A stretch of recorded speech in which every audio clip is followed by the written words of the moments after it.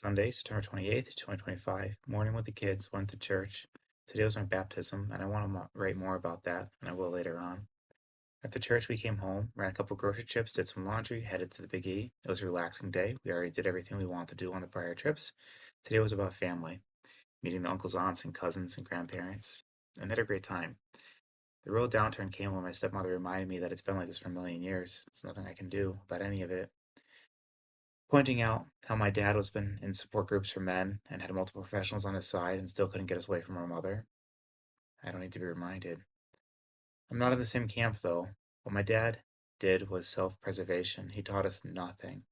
The amount of conversations I had with him over my entire life, I could count on one hand. Not because he didn't care, but because anything he said about life, if one of his 5 children repeated it and it reached a professional tied to the core, they would just make it seem however it needed to seem so that he would have even less time with us, less than every other weekend. I get it, he's like millions of men. He was like millions of men, scared stiff. But still, he taught us nothing about life. And so the only thing left to know about life was that is what the state tells you through their liberal indoctrination centers, schools and media, and entertainment. And what comes out of that? Boys and men trained to blame themselves, to take all faults, to give women everything they want, to forgive women no matter what the situation or intent, to take the mental, psychological, sexual, and even physical abuse. And when man can't take it anymore, that's his fault too. And the woman has her excuse. It's his fault for not being fully aware of what he's been through, what's been done to him all along. It's his fault if he falters in any way. The girl gets a reason to tell her friends. Divorces are no fault, the state doesn't care, and it gets its outcome that it wants.